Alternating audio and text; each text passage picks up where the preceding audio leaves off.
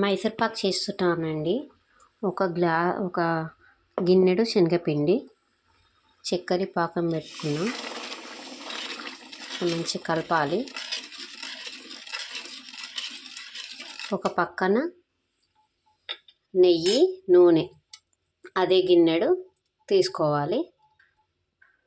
మంచి కాగినాక ఇది మనకు తీగ పాకం వచ్చేలాగా చూసుకోవాలి.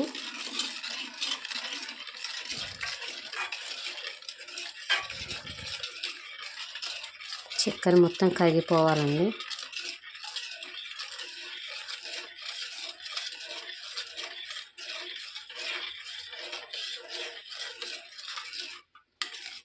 పిల్లలు ఈవినింగ్ రాగానే స్నాక్స్ ఉన్నాయా అనే బదులు ఇది కూడా తింటారు కదా అని చేస్తున్నానండి.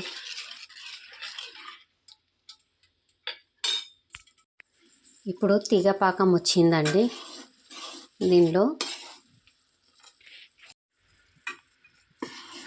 తీగ పాకం వచ్చేదాకా మనం చూసుకోవాలి. ఇంకా కొద్దిగా రావాలండి. ఇటు పక్కన ఆయిల్ను నెయ్యి కాగుతుంది. మనం శనగపిండి జల్లెడబట్టి ఉంచుకున్నాము.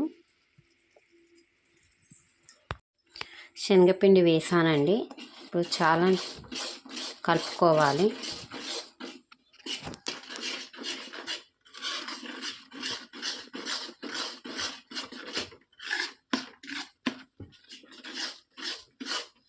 ఉండలు లేకుండా కలుపుకున్నాక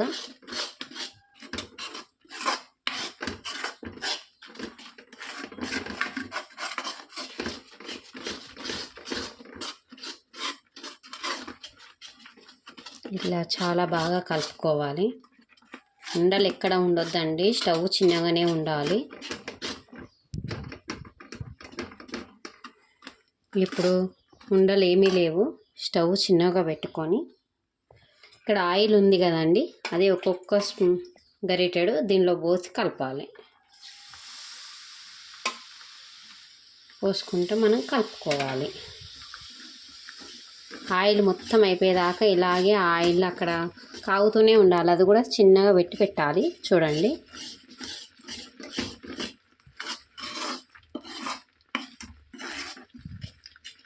ఇలా కలుపుతూనే ఉండాలి. కలుపుతుంటే మనకు చాలా బాగా వస్తుంది మైసూర్పాకు. ఇంకా కొద్దిగా వేసి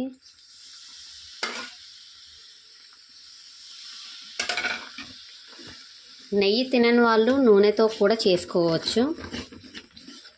ఒక కప్పు శనగపిండికి 2 కప్పుల నూనె, 2 కప్పుల పంచదార. స్వీట్ తక్కువ తినాలనుకుంటే 1.5 కప్పు, 1 కప్పు కూడా వేసుకోవచ్చు. ఇలా చాలా బాగా కలుపుకోవాలి. మళ్ళీ కొద్దిగా ఆయిల్ వేసుకొని మళ్ళీ కలుపుతూనే ఉండాలి. మన చేయికి రెస్ట్ ఉండొద్దు. కలుపుతుంటే మంచి గుల్లలుగా వస్తుంది మైసూర్పాకు. ఇది రెండోసారి అండి నేను చేయడము. చాలా బాగా వచ్చింది ఫస్ట్ టైం కూడా. మీరు కూడా మీ పిల్లలకి ఏమేమి స్నాక్స్ చేస్తారో కామెంట్స్ రూపంలో చెప్పండి. కొత్తగా చూసుకునేవారు సబ్స్క్రైబ్ చేసుకోనండి ఛానల్.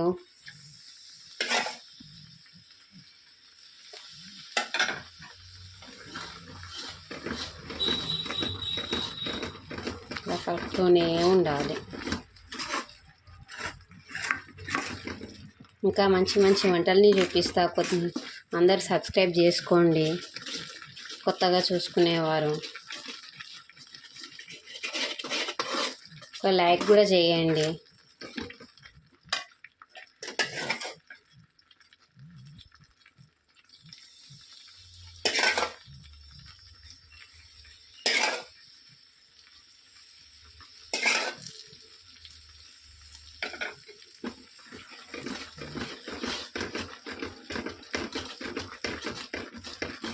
కలుపుతూనే ఉండాలి.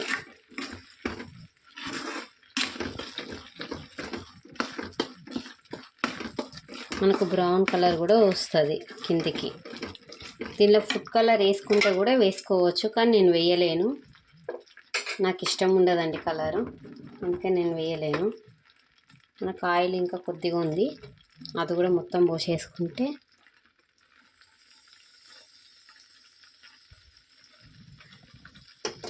బాగుంటుంది. ఇక ఇప్పుడు దీన్ని దగ్గరకు వచ్చేలాగా కలపాలి.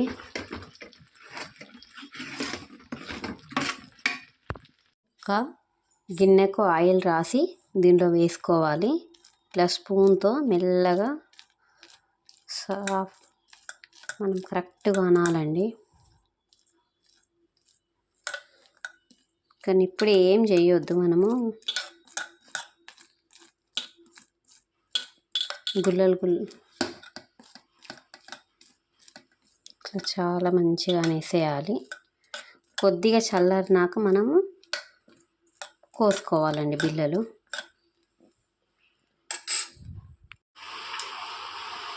ఇలా అయిపోయినాక కొద్దిగా ఒక 2 నిమిషాల తర్వాత మనం చాకుతో చిన్నగా కోసుకోవాలండి బిళ్ళలు.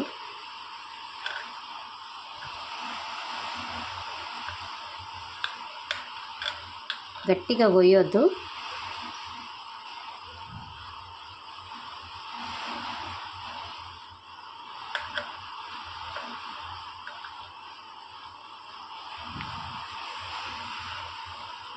ఇంకా బాగా వస్తుండే, కానీ నాకు వర్షం పడుతుందని దాన్ని వదిలేసి బయటికి వెళ్ళిపోయినాను. లైక్, షేర్, సబ్స్క్రైబ్ చేయండి. ఇంట్లో మీరు కూడా ఒకసారి ట్రై చేసుకోండి. ఈ ఛానల్ని సబ్స్క్రైబ్ చేయండి. చాలా బాగుంటాయి మైసూర్పాకు. చాలా రుచిగా ఉన్నాయి, స్మూత్గా ఉన్నాయి, చాలా రుచిగా ఉన్నాయి. మా వారు కూడా బాగున్నాయి అన్నారు తిని. మీరు కూడా ఒకసారి ట్రై చేయండి ఇంట్లో. బాయ్ అండి.